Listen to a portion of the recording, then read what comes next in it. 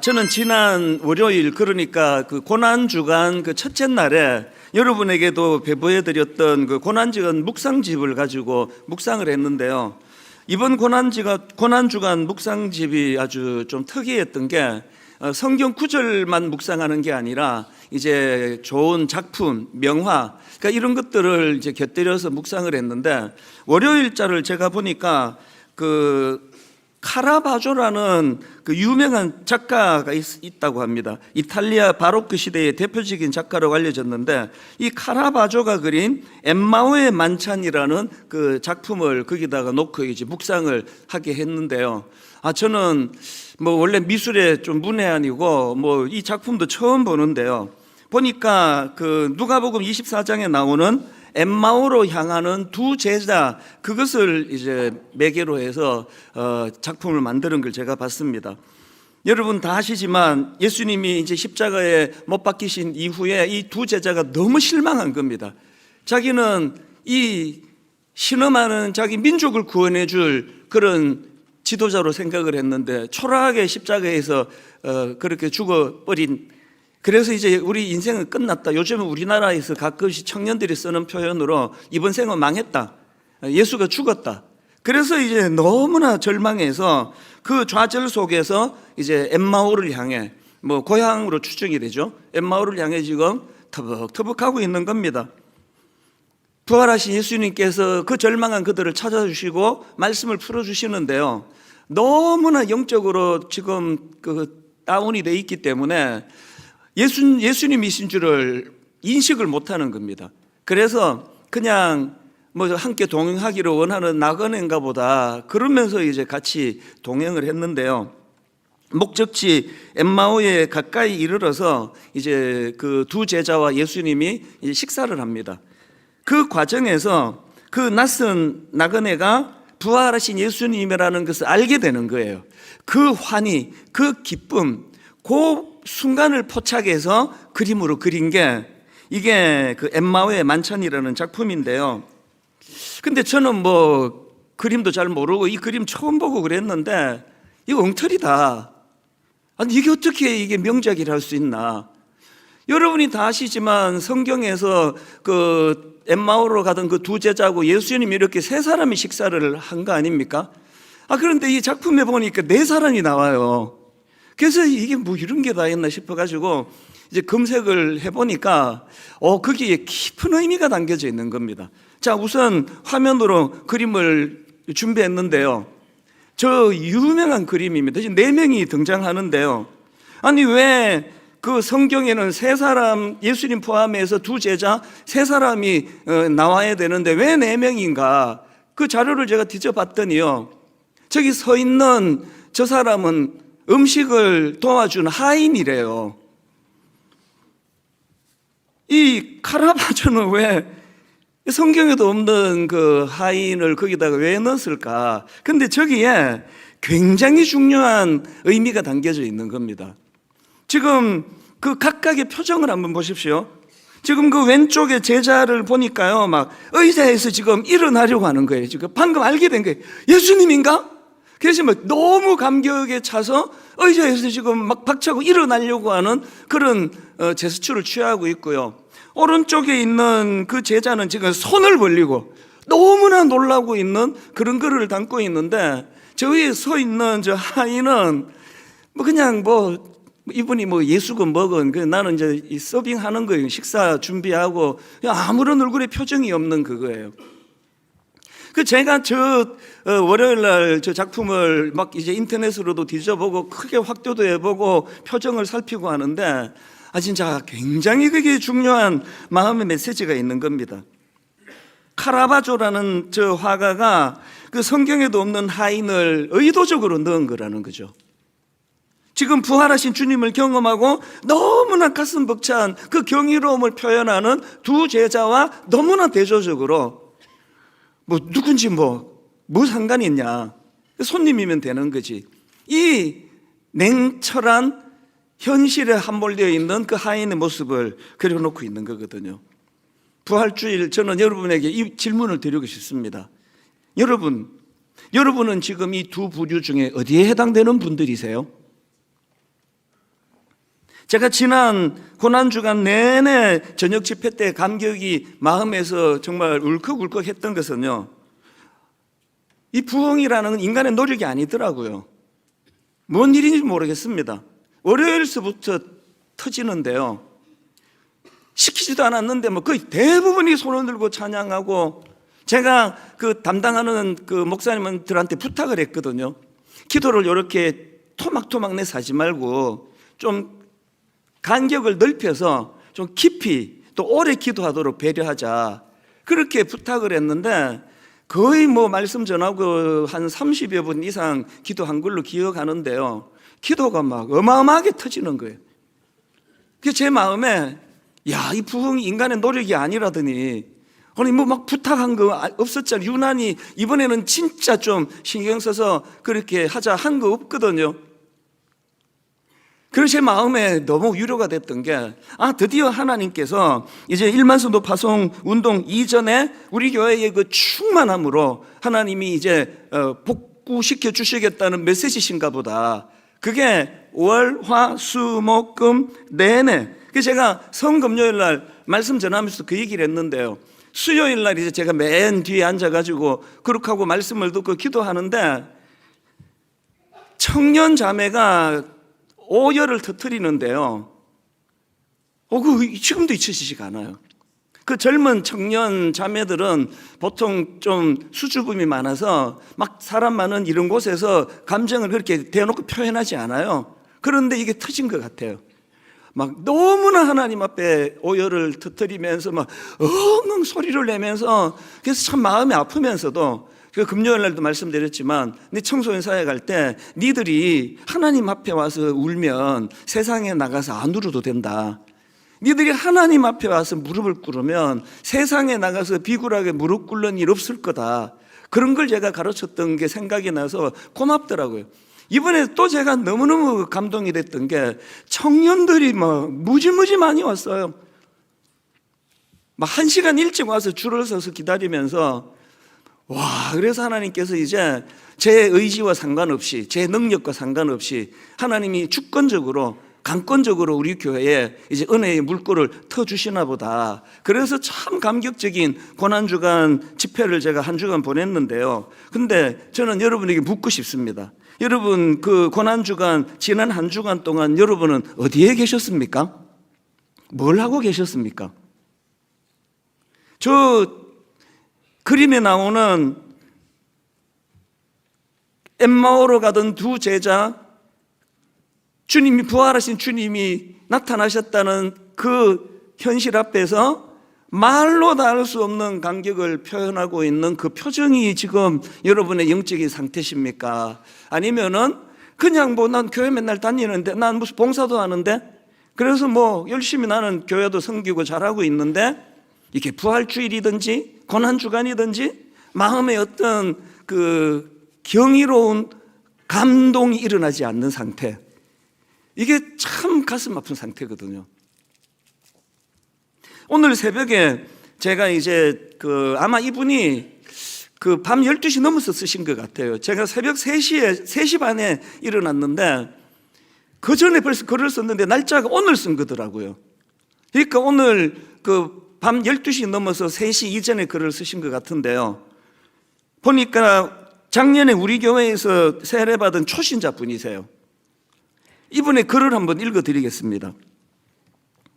작년에 세례를 받고 고난주간이 저에겐 이번이 2번째입니다. 작년에는 뭘 모르고 예배를 드렸고, 이번 주에 그렇게 몸이 아프고 또 일을 해야 했지만 다 취소하고 성금요일 예배에 가야겠다는 생각에 정신 차리고 딸아이와 다녀왔습니다. 고난주간에 대해 정말 무지했고 내 마음가짐이 아직도 멀었구나 하는 생각이 들었습니다. 지금 1:1 양육도 받는 중에도 십자가와 예수님에 대해 얘기하고, 성금요일 당일에도 소그룹 다락방에서 십자가에 대해 얘기를 했지만, 사실 십자가에 대해 계속 고민을 하고 생각을 해보아도 십자가가 저에게 주는 의미가 너무 어렵고 이론적으로만 받아들이는 게 아닌가 싶었고, 주님께 계속 질문을 했습니다. 주님, 십자가가 저에게 무엇인가요? 예수님은 저에게 어떤 의미인지요? 성금요일 예배 때 본문으로 갈라디아 2장 20절이 나오니 딸아이가 눈을 동그랗게 뜨고 저를 쳐다보더라고요. 눈빛으로 엄마 이거 외우던 거잖아 하면서요. 제가 소리내어 외울 때마다 딸이 옆에서 다 듣고 있어서 알았나 봅니다. 저는 그렇게 암송하고 비로소 오늘에서야 그 말씀이 와닿았습니다. 그렇게 암송을 했던 구절이 목사님의 말씀을 듣고 저도 모르게 온몸에 전율이 느껴지면서 뜨거운 눈물을 흘리고 있었습니다. 제가 느낀 거 글로도 뭔가 거창한 말로 표현할 수는 없습니다만 십자가를 지신 예수님의 마음을 이제야 이론이 아닌 제 마음으로 믿음으로 알 것 같습니다. 저에게 제 질문에 또 대답해 주시는 역시 주님. 그냥 가슴이 뜨거워졌고 주님이 저를 이끄신 날을 떠올리면 저는 지금도 눈물이 납니다.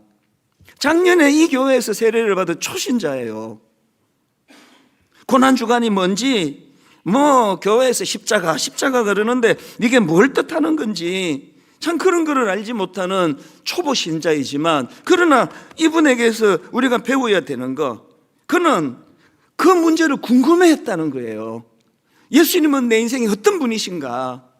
십자가는 내 인생에 어떤 의미를 가지고 있는가?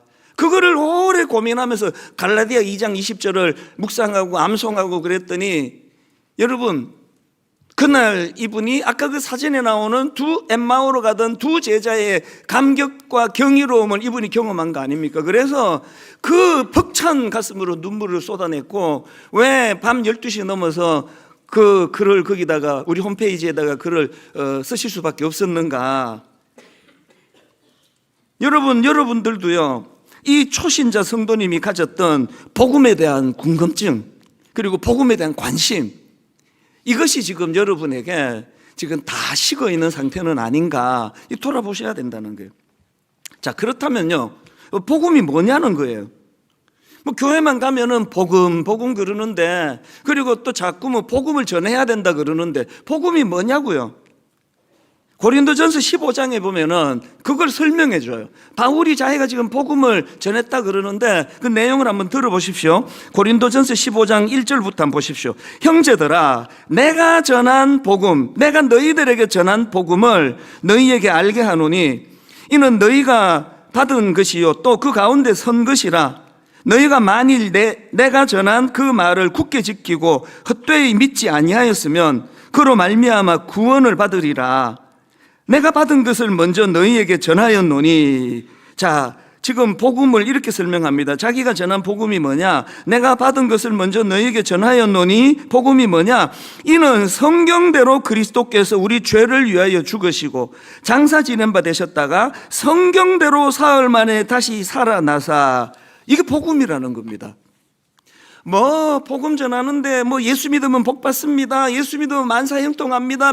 예수 믿으면 병이 낫습니다. 이런 복잡한 이야기보다도요 굉장히 단순해요. 복음이 뭐냐 물으면 복음은 성경대로 그리스도께서 우리 죄를 위하여 죽으시고 성경대로 사흘 만에 다시 살아나사.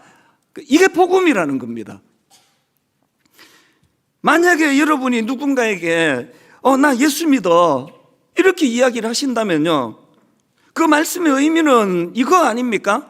나 예수 믿어 이 말에는요 이는 성경대로 그리스도께서 우리 죄를 위하여 죽으시고 성경대로 사흘 만에 다시 살아나사 난 이걸 믿어. 이게 그 말 아닙니까? 여러분들이 이제 어디 취직을 하기 위해 가지고 그 이력서에다가 종교, 거기에 기독교 이렇게 쓴다는 것은요 거기에 많이 생략된 메시지가 있습니다. 종교란에 기독교라고 쓰셨다 한다면은 그분이 이걸 표현하는 거 아닙니까? 이는 성경대로 그리스도께서 우리 죄를 위하여 죽으시고 성경대로 사흘 만에 다시 살아나사 나는 이걸 믿는 사람입니다. 그게 자기 소개 아닙니까? 그래서 여러분 아까 앞에 초신자처럼 이게 무슨 어디 가서 그냥 막 열심히 배우면은 무슨 얻는 그런 머리로 아는 지식이 아니기 때문에 이게 많은 부분에서 궁금하고 또 이해가 잘 안 되고 근본적으로 나는 예수님 믿지만 도대체 이게 뭔지를 모르겠다 할 때 이분처럼 그거에 대하여 항상 마음을 거기에 담고 그렇게 하나님을 알아가려고 애를 써야 되는 겁니다. 여러분, 그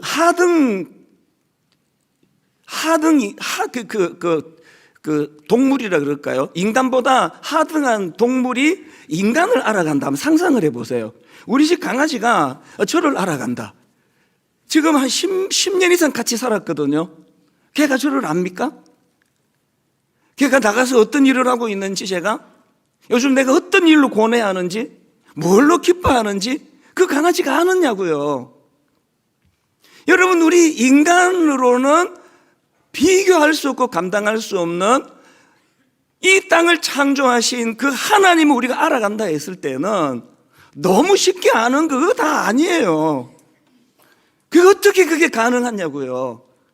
저는 모태신앙이고 만 63년째 지금 교회를 다니고 63년 플러스 10달 신학 공부한 지가 35년이 됐고요. 눈만 뜨면은 성경을 묵상하고 눈만 뜨면은 성경을 연구하는데 갈수록 모르겠어요. 진짜 하나님을 잘 모르겠습니다. 정말 모르겠어요. 그분의 뜻을 제가 잘 모르겠다고요. 그래서 예전에는요, 신학교 1학년 때 우리 모교회를 포함해서 와서 설교하라, 대학부 와서 설교해달라 그러면 막 할렐루야 그러고 단 한 번도 거절한 적이 없어요. 그리고 분당 우리 개척하고는 제가 졸업한 그 총신대학 신학대학은 얼마나 영광입니까? 신학교에 와서 설교해달라, 또 심지어는 그 수련회 3일 동안 수련회를 인도해달라 그랬을 때 한 번도 거절한 적이 없습니다. 가서 자신만만하게 설교하고 그랬는데 요즘에는 신학교는 아예 안 가요. 자신이 없어요. 교수님들 앞에서 설교할 자신이 없습니다. 우리 이 젊은 신학생들 앞에서 막 그렇게 소리 지르면서 설교할 자신이 없습니다. 청년 집회 안 가는 게 아니라 못 가요. 미안해서 못 가요. 한국 교회를 이렇게 만든 주범 중에 하나가 우리 세대인데 내가 무슨 낯짝으로 청년들 앞에 가서 복음의 권능 이거를 내가 설교하겠나. 청년 집회 할 수 있으면 안 갑니다. 점점 모르겠습니다.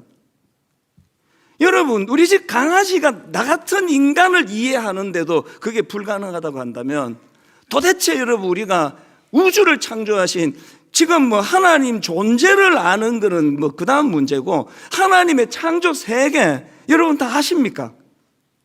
빛의 속도가 몇 억 광년을 가고 어쩌고 저쩌고가 이게 와닿느냐고요. 그렇기 때문에 이 초신자 성도님처럼 마음에 계속 그거를 갈망하는 거죠. 주님, 당신은 내게 어떤 의미이십니까? 십자가 그러는데 이 십자가의 의미를 좀 알기를 원합니다. 그 사모하는 마음을 가지고 그렇게 성금요 예배에 참석을 하니까 하나님께서 계시라 그러잖아요. 보여주시는 것만 아는 거예요. 나 하나님 다 안다. 그건 지독한 이단이에요. 보여주시는 것만 아는 거거든요. 이분에게 금요일 날 보여주신 것 때문에 전율이 느껴지고 말씀을 들으면서 자기도 모르게 뜨거운 눈물이 흘러나고, 이 감격이요, 어정쩡하게 목사가 되고 어정쩡하게 장로가 되고 어정쩡하게 권사가 돼갖고 다 아는 것 같은데 그에 대해서 정말 무지하게 신앙생활을 할 수가 있는 거거든요. 우리 이 감격을 회복해야 돼요.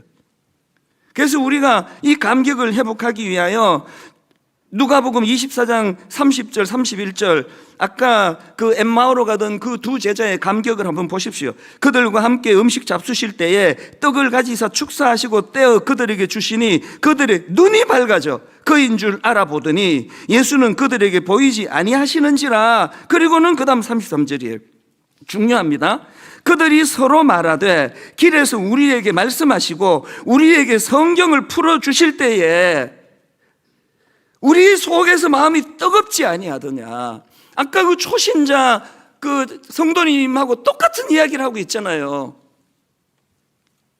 그들이 서로 말하되 길에서 우리에게 말씀하시고 우리에게 성경을 풀어주실 때 우리 속에서 마음이 뜨겁지 아니하더냐. 우리가 하나님을 알아가는 가장 중요한 통로로 하나님이 당신을 계시해 놓으신 성경을 주셨단 말이죠. 오늘 본문도 이런 관점으로 제가 풀어나가기를 원하는데요. 오늘 본문에 보면은 사도 바울이 부활과 관련해서 두 번은 언급합니다. 이 두 번은 언급하는 이 내용을 가지고 제가 이 부활 신앙이 우리에게 제공해 주는 거, 이걸 제가 두 가지로 정리를 해봤는데요. 자, 첫 번째로요, 본문을 중심으로 해서 이 부활 신앙이 우리에게 제공해 주는 거, 첫 번째가 오늘을 살게 하는 힘을 제공해 주신다는 겁니다. 두 번 언급했다 그러는데 10절에 한 번, 11절에 한 번 부활을 언급하는데 앞에 나오는 10절입니다. 내가 그리스도와 그의 부활의 권능과가 나와요. 내가 그리스도와 그 부활의 권능과 그 고난의 참여함을 알고자 하여 그의 죽으심을 본받아. 여기 나오는 부활의 권능 할 때 권능, 이게 헬라어로 dynamis예요. 아마 이 dynamis는 좀 아시는 분이 계실 거예요. 그건 능력, 이렇게 금방 나오는 분이 계세요. 그런데 이게 인간의 언어의 한계예요. 이게 그냥 툭 튀어나오는 그 능력, 우리가 알고 있는 그 능력이 아니에요. 이 능력이라는 표현이 그냥 뭐 인간이 내가 나 능력 있어, 그 능력이 아니고요. 지금 여기서 말하는 이 능력은 하나님의 살아 역사하시는 초월적인 힘이에요. 초월적인 힘, 우리를 변화시키는 힘, 그게 그분의 dynamis거든요. 오늘 사도 바울이 내가 그리스도와 그 부활의 권능, 그분의 dynamis를 갈망하는 거예요. 여기서 첫 번째 나오는 부활의 권능 할 때 이 부활의 권능이 갖고 있는 굉장히 중요한 성격이요, 이게 단순히 이론이 아니라 오늘을 살아가는 저와 여러분의 삶에 실제적으로 경험되어질 수 있는 현실적인 능력, 이걸 지금 강조하고 있는 겁니다. 그래서 사도 바울이 이걸 많이 갈망하다 보니까 고린도후서 4장 8절부터 보십시오. 우리가 사방으로 우겨 쌈을 당하여도 쌓이지 아니하며 답답한 일을 당하여도 낙심하지 아니하며 박해를 받아도 버림받지 아니하며 거꾸로 뜨림을 당하여도 망하지 아니하고 우리가 항상 예수의 죽음을 몸에 짊어지면 예수의 생명이 또한 우리 몸에 나타나게 하려 함이라. 이거 부럽지 않으십니까? 요즘에 그 심리학자들이 그 회복 탄력성, 이걸 굉장히 강조하거든요. 사람이 상처받는 게 문제가 아니라 얼마나 잘 회복이 되느냐, 얼마나 잘 치료가 되느냐. 그래서 이제 자꾸 우리는 이제 트라우마 이런 이야기들을 많이 하는데요. 회복 탄력성이면 트라우마가 없어져요. 다 치유가 되기 때문에. 지금 사도 바울이 이게 지금 회복 탄력성이 뭔가 하니까 외적으로 충격을 받아도 무너지지 않고 다시 일어나는 힘, 이게 지금 딱 사도 바울이 고백하는 거 아닙니까? 바울은 지금 사방으로 우겨 쌈을 당하여도 답답한 현실에 직면해도 심지어 박해를 받고 넘어짐을 당해도 그는 주저앉지 않는 거예요. 주저앉았다가도 벌떡벌떡 일어나는 거거든요. 이게 부활하신 주님을 사모하는데 그 부활하신 주님이 갖고 있는 dynamis의 힘이에요. 요즘에 이 자영업 하시는 분들이 너무 힘들다는 그런 얘기들을 많이 들어서 2주 전부터 이제 저희 교회에서 자영업자 하는 그 사업장을 좀 소개해 드리려고 지금 이제 신청을 받고 있거든요. 그래가지고 매상이 얼마나 오르고 이런 것보다도 우리가 어려움을 겪고 있는 우리 자영업 하시는 분들 위해 좀 기도라도 해드리고 십시일반으로 식당 하면 가서 밥 한 끼라도 우리가 좀 팔아드리고 이제 이런 사랑의 마음으로 했는데 제가 가슴이 아픈 게 뭔가 하면요, 이걸 코로나19 때도 했거든요. 그때도 여러분 아시잖아요. 그때는 전부 이제 격리돼가지고 식당들이 비명을 그렇게 질렀는데 그때도 이제 이렇게 했는데 제가 이번에 가슴 아픈 게 뭐냐 하면은 이번에 신청을 받았더니 코로나 때보다 2배 이상이 접수가 됐어요. 뭘 이야기하느냐고요. 진짜 힘든가 봐요. 이분들을 위해 우리 기도해야 돼요. 어떻게 기도합니까? 하나님, 오늘 우리가 말씀으로 배웠던 권능, dynamis, 하나님이 살아 역사하시는 그 놀라운 초월적인 힘으로 그 부활의 권능, 부활이 가져다 준 그 능력을 우리가 이분들을 위하여 기도할 때 사용하기 원합니다. 그래서 하나님, 어려움을 당하는 모든 성도들, 우리가 사방으로 우겨 쌈을 당하여도 쌓이지 아니하고 답답한 일을 당하여도 낙심하지 아니하고 박해를 받아도 버림받지 아니하고 거꾸로 때림을 당해도 망하지 아니하고 우리가 항상 예수의 죽음을 몸에 짊어지면 예수의 생명이 또한 우리 몸에 나타나게 하려 함이라. 예수 그리스도의 죽으심과 부활하심, 이게 복음이라고 한다면 이 복음이 갖고 있는 능력을 이론으로서가 아니라 삶 속에서 경험하는 거거든요. 제가 아까 앞에서 언급했던 엠마오로 향하던 그 두 제자, 그렇게 낙심하고 좌절했던 그들, 그 회복하는 과정, 회복 이유를 한번 보십시오. 한 번 더 읽어드릴게요. 누가복음 24장 31절입니다. 그들의 눈이 밝아져 그인 줄 알아보더니 예수는 그들에게 보이지 아니하시는지라. 그들이 서로 말하되 길에서 우리에게 말씀하시고 우리에게 성경을 풀어주실 때, 자, 이 두 사람 아까 명화 기억하시죠? 이 두 사람의 변화가요 3단계에 걸쳐서 일어나요. 자, 1단계 변화. 자, 다시 읽습니다. 32절. 그들이 서로 말하되 길에서 우리에게 말씀하시고 우리에게 성경을 풀어주실 때에 우리 속에서 마음이 뜨겁지 않아도, 이 변화가 가장 원초적이에요. 지금 너무 우울한 시대예요. 어떤 분, 제가 금요기도회 때도 말씀드렸는데 뉴스를 안 본다 그러더라고요. 왜 안 보는지 묻지 않았지만 알죠? 우울한 얘기밖에 안 나오는 그 끔찍한 이야기들이 너무 많고, 뭐 사건, 사고, 뭐 정치, 경제, 뭐 미국에서 지금 또 트럼프 이후로 말로도 알 수 없는 이런 불안정성. 그래서 이제 뉴스를 안 본다 그러더라고요. 깔아앉는 거예요. 우울한 거예요. 잠이 안 오고. 그랬을 때 부활하신 주님이 가진 그 두나미스, 그 능력이 뭐냐? 그들이 서로 말할 때 길에서 우리에게 말씀하시고 우리의 성경을 풀어주실 때 첫 번째 변화, 우리 속에서 마음이 뜨겁지 아니하더냐, 이런 1차적인 그 역동이 살아나는 변화가 일어났고, 그거로 끝이 아니에요. 바로 그 다음 33절에 곧 그때에 일어나 예루살렘에 돌아가 보니 11 제자 및 그들과 함께 한 자들이 모여 있어. 그냥 내 내면에서만 변화가 일어나는 게 아니에요. 이제 이번 생은 망했다, 이제 뭐 예수 죽었다, 절망에서 떠나왔던 그 예루살렘으로 어떻게 한다고요? 그냥 돌아갔다, 이게 아니고요. 곧 그때에 일어나, 성경의 그 표현들이요 하나하나가 다 의미를 담고 있거든요. 그리고 이제 세 번째 변화가 뭐냐? 자, 두 번째 변화부터 33절부터 또 읽습니다. 곧 그때에 일어나 예루살렘에 돌아가 보니 11 제자 및 그들과 함께한 자들이 모여 있어 말하기를 주께서 과연 살아나시고 시몬에게 보이셨다는지라. 아까 제가 서두에 말씀드린 대로 하면 복음을 전한 거예요. 누구에게? 사도들에게, 예수님의 제자들에게. 여러분 이거 아십니까? 복음은요 안 믿는 사람에게도 전하지만 믿는 사람에게 전하는 게 복음이에요. 장로님들께 복음을 전해야 돼요. 권사님들께 복음을 전해야 돼요. 저 같은 목사에게 복음을 좀 전해주세요. 목사님이 언제 그렇게 은혜를 받고 예수 믿은지 모르지만, 그리고 무슨 은혜를 받아서 목사가 됐는지 모르지만, 목사님 안수 받은 지 지금 20몇 년이 지났잖아요. 목사님 여전히 복음이 살아계시죠? 여전히 목사님 안에서 복음이 마음을 뜨겁게 만들고 계시죠? 여전히 복음이 목사님이 낙심될 때마다 떠나왔던 그곳으로 되돌아갈 그 에너지를 공급받고 계시죠? 전해주세요, 저한테. 그리고 권사님들끼리. 그래서 여러분, 부흥이 안 되는 교회를 가보면은요 굉장히 뒷담화가 많아요. 교회에서 나오는 이 말하기를 박 권사 그게 나쁜 놈이라 하더라, 34절. 뭐 이런 게 많아요, 교회에. 김 권사 아들 얘기를 들어보니 참 한심하군, 이런 말을 하더라요. 다락방에서 어떤 말이 많이 나오십니까? 제가 분당 우리교회 개척했을 때 그 선배 목사님들이 당부한 몇 가지 중에 제일 강하게 당부했던 게 찬양대 만들지 말아였어요. 한두 분이 부탁한 게 아니에요. 그러면서 그 목사님들이 이제 찬양대에서 좀 상처를 받았나 보죠. 찬양대 절대 만들지 마라.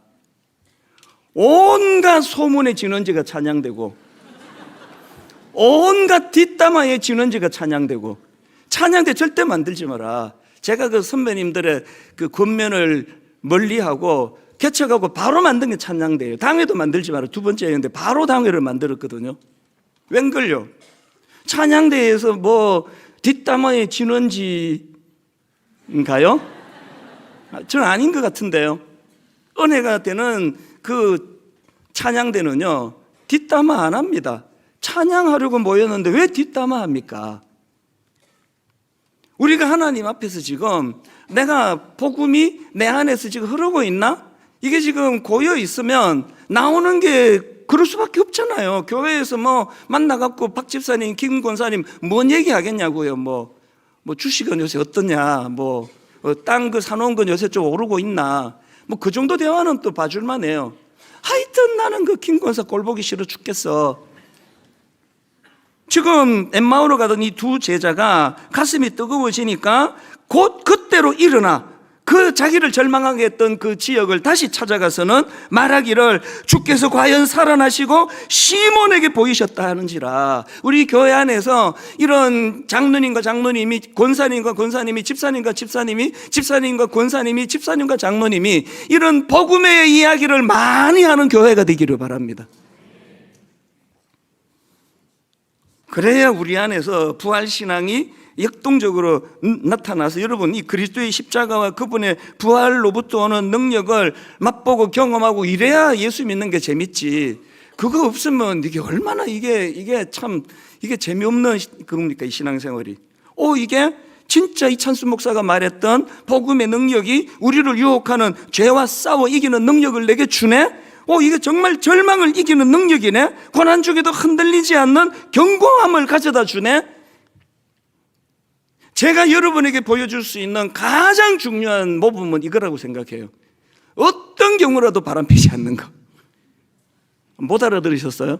어떤 경우라도 바람피지 않는 것, 어떤 경우라도 돈 탐내지 않는 것, 어떤 경우라도 명예를 탐하지 않는 것, 어떤 경우라도 분수 이상의 것을 구하지 않는 것. 이게 여러분 제가 목회하는 것 중에 제가 제일 어려운 거예요. 모르시죠, 여러분? 옛날 1만 성도 파수 운동 전에 2만 3천 명 출석할 때도요, 저는 그 목회 2만 3천 명 어려운 거 2만 3천 명을 목회하는 것보다 저 한 사람 목회하는 게 더 힘들었던 사람이에요. 지금도 마찬가지예요. 그렇기 때문에 오늘 이 시간 맨날 이론만 갖고 떠들어가지고 저도 돈 밝히고 여자 밝히고 권력, 명예 이런 거에 쩔어 있고 설교 듣는 분들도 전부가 다 아이고 저 사람은 원래 저런 말 하는 자리지 저게 저 말 안 하면 어떡하겠어. 그렇게 듣는 게 아니라 복음이 오늘의 내 삶을 변화시키는 능력이라는 걸 우리가 이것들을 기성세대가 다음 세대에게 잘 보여주면 우리 청년들이 일어날 줄로 믿습니다. 청년들 세대가 목말라 하는 게 우리에게서 그걸 보고 싶은 거거든요.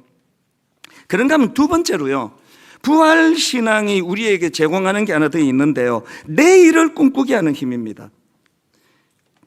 자, 제가 아까 두 번에 걸쳐서 부활 얘기를 했다고 바울이 했다고 그랬는데요, 첫 번째 10절은 이제 오늘 현재 이 시간 작동하게 만드는 그런 힘이라고, 오늘을 살게 하는 힘이라고 말씀드렸다면 이 11절을 한번 보십시오. 어떻게 해서든지 죽은 자 가운데서 부활에 이르려 하노니. 여기 두 번째 나오는 이 부활은요, 미래적인 부활이에요. 최후의 부활이에요. 완전한 영광의 상태를 바울이 지금 열망하는 거예요. 그래서 이 빌립보 3장 11절 다시 보십시오. 어떻게 해서든지 죽은 자 가운데서 부활에 이르려 하노니. 여기 나오는 이르려 하노니, 이걸 제가 자료를 보니까 헬라어로 보면은 이게 그냥 원한다 이 정도가 아니래. 이 갈망이에요. 막 간절히 도달하고자 하는. 그래서 여러분, 사람은요, 자기 인생을 어디까지라고 규정하는 게 그 사람을 만드는 거예요. 내 인생은 장례식까지지. 죽으면 끝인데 자기 인생을 그렇게 규정하는 사람이 있고요. 바울은 자기 인생을 죽음 너머의 세계, 육체적인 죽음 너머의 세계가 이게 진짜 자기 삶이라고 인식을 하니까 바울의 꿈은, 바울의 이 목표는 우리보다 훨씬 더 큰 데 있거든요. 그러니까 그가 여기서 암만 고난을 당해도 억울한 일 당하고 모함을 당해도 그게 별로 바울에게는 치명적이지 않은 거예요. 왜? 이 땅에서의 삶은 누리고 즐기라고 있는 게 아니라 하나님 나라 자녀로서의 훈련하는 곳이라고 믿기 때문에. 제가 최근에도 겪었지만 그게 안 되는 게 저예요. 저는 억울한 거 너무 억울해요. 못 참겠어요. 이걸 참아내는 과정에서 하나님이 끊임없이 이런 일들을 통해서 저를 연단시켜 주시는구나. 다시 말씀드립니다. 인간은요, 자기 인생이 어디까지 있냐라고 규정 짓는 그게 그 사람이에요. 사도 바울이 가지고 있는 이 내일을 꿈꾸는 힘은 이제 갈수록 뭐 돈 벌고 부자 되고 땅 사고 이거 아니에요. 이런 의미에서 오늘 본문 12절부터 유명한 이 말씀 아시잖아요. 이제 이 말씀의 그 배경을 알고 읽으시면 더 은혜가 되실 겁니다. 자, 12절부터 바울의 이 선포를 보십시오. 내가 이미 얻었담도 아니요 온전히 이루었담도 아니라 오직 내가 그리스도 예수께 잡힌 바 된 그것을 잡으려고 달려가노라. 형제들아, 나는 아직 내가 잡은 줄로 여기지 아니하고 오직 한 일, 즉 뒤에 있는 것은 잊어버리고 앞에 있는 것을 잡으려고 표대를 향하여 그리스도 예수 안에서 하나님이 어디서 부르십니까? 위에서 부르신 부름의 상을 위하여 달려가노라. 우리의 상급은 하나님 나라에서 이루어지는 거지 여기서 이루어지는 게 아닙니다. 결론을 저는 이렇게 맺기를 원합니다. 시 하나를 읽어드리고 말씀을 마무리하려고 하는데요, 양광모 시인이 쓴 멈추지 마라 이런 시가 있는데 한번 보십시오. 비가 와도 가야 할 곳이 있는 새는 하늘을 날고 눈이 쌓여도 가야 할 곳이 있는 사슴은 산을 오른다.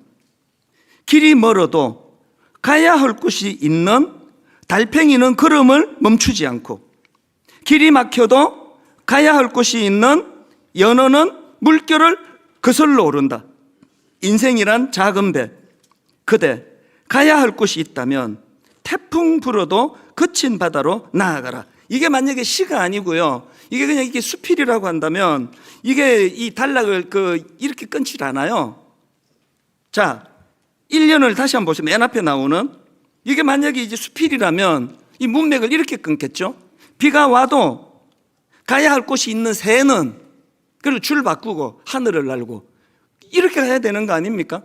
그런데 지금 이 시에서 지금 이 시를 쓴 그 시인이 뭘 강조하고 싶은 겁니까? 비가 와도 가야 할 곳이 있는, 그리고 끊고 새는 하늘을 낳고 또 눈이 쌓여도 그 다음에 가야 할 곳이 있는, 그리고 끊고 사슴은 산을 오른다. 이게 지금 이 그 시인이 뭘 지금 강조하고 싶은 겁니까? 가야 할 곳이 있는이에요. 가야 할 곳이 있는. 그래서 그 가야 할 곳이 있는 그 대상이 뭐 새가 되었든지 간에 사슴이 되었든지 간에 달팽이가 되었든지 간에 연어가 됐든지 간에 가야 할 곳이 있다면 이게 강조가 됐습니다. 그래서 맨 마지막 결론이 인생이란 작은 배, 그대 가야 할 곳이 있다면 태풍 불어도 거친 바다로 나아가라.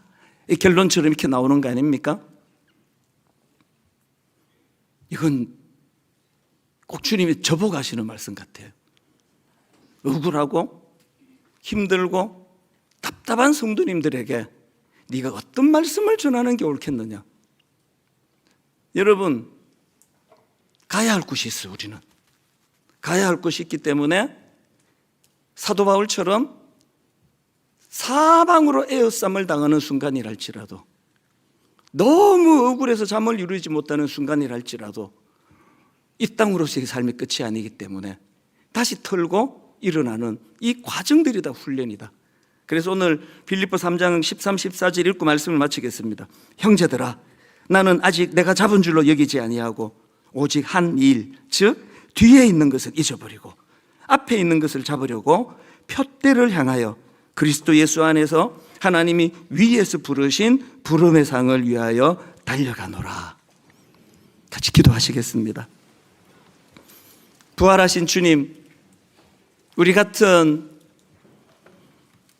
좁은 시야를 가지고는 크신 하나님이 머리에 담겨지지가 않습니다. 우리 같은 하루살이 같은 시각을 가진 입장에서 그리스도의 십자가의 의미, 그분의 죽으심, 그분의 부활하심 머리에 담겨지지가 않습니다. 그래서 날마다 묵상하며 은혜를 구합니다. 이번 부활주일 동안에 아버지 그 초신자 성도님이 우리에게 모범을 보여주었던 것처럼 그리스도의 십자가와 그분의 죽으심, 그분의 부활하심, 많은 목마름을 가지고 그 십자가와 부활을 묵상하는 저희들 되게 하여 주시옵소서. 하나님, 이제 부활주일 헌금을 주님께 드리려고 합니다. 이것이 제대로 잘 쓰여지도록 하나님 간섭하여 주시옵소서. 감사드리옵고 예수님 이름으로 기도드립니다. 아멘. 오늘 이번 부활주일 헌금은 굉장히 참 의미가 있습니다. 늘 우리가 찬양으로 부활주일 헌금을 드렸는데요. 원래는 우리 청년들이 그 스킷 드라마라고 짧은 그 메시지를 담은 드라마를 공연하는 시간을 가질 텐데, 그 앞에 예배에서도 막 울컥울컥 하는 걸 참으면서 이것을 제가 봤는데요. 우리 청년들의 이 스킷 드라마 공연을 보시면서 우리 하나님께 헌금 드리도록 하겠습니다.